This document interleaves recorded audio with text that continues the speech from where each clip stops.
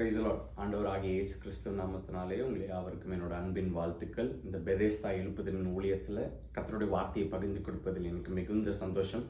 இன்றைக்கு ஆண்டவரோட வசனத்தை தியானிக்கவும் இந்த செய்தி உங்களோட அனைவரோட வாழ்க்கையிலும் ஒரு பெரிய உயிர்மீழ்ச்சியை உண்டு பண்ணும் என்று நான் விசுவாசிக்கிறேன். பேதுரு பிரசங்கிக்கும் போதே ஜனங்கள் அவரிடத்தில் கேட்டது, நாங்கள் என்ன செய்ய வேண்டும்.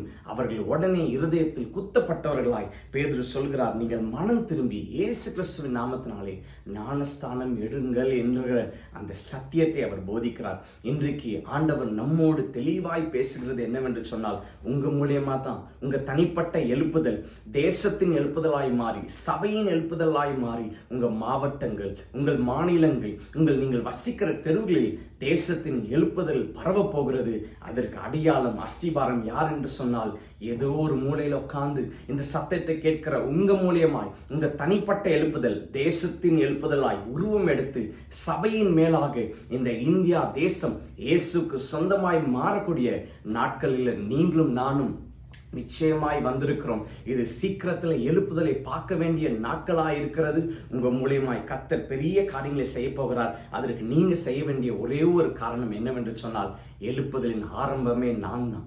எழுப்புதல் எனக்குள்ளாக இருந்து ஆரம்பிக்கப்பட போகிறது. அதற்கு நீங்க செய்ய வேண்டியது என்னவென்று சொன்னால், உங்க பாவத்தை எல்லாம் அறிக்கையிட்டு கர்த்தரோட சமூகத்துல நீங்கள் அதை அறிக்கை செய்து கர்த்தரிடத்துல ஒப்புரவுதலாகி கர்த்தரிடத்துல இன்னும் கிட்ட சேரி நீங்க கர்த்தருக்காக எழும்பி பிரகாசிக்கிற ஒரு பாத்திரமாய் கர்த்தர் வைக்க போகிறார். இந்த சத்தியம் அநேகரோட இருதயத்தை உயிர்ப்பித்திருக்கிறது என்று நான் விசுவாசிக்கிறேன். இந்த சத்தத்தை கேட்கிற ஒவ்வொருக்காகவும் நான் ஜெபிக்கிறேன். கர்த்தர் உங்க மூலியமாய் பெரிய எழுப்புதலை அவர் நிச்சயமாய் கொண்டு வருவார். இந்த கடைசியில் இந்த ஒரு வார்த்தையை சொல்லி நான் முடிக்க விரும்புகிறேன்.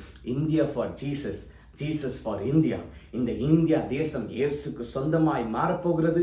அதற்கு பங்காய் செயல்படுகிற ஆட்களாய் கர்த்தர் உங்களையும் என்னையும் நியமித்திருக்கிறார். நாம் எழுப்புதலின் பார்வையாளர்கள் அல்ல, எழுப்புதலின் பங்குள்ளவர்களாய் கர்த்தர் நியமித்திருக்கிறார். இந்த செய்தியின் மூலமாய் இந்த நாளை நீங்கள் தொடருங்கள். யார் அந்த தனிப்பட்ட எழுப்புதல் என்று சொன்னால், நான் தான் அந்த தனிப்பட்ட எழுப்புதல். உங்க மூலியமாய் கர்த்தர் பெரிய காரியங்கள் செய்வாராக. God bless you. கர்த்தர் உங்கள் அனைவரையும் ஆசீர்வதிப்பாராக.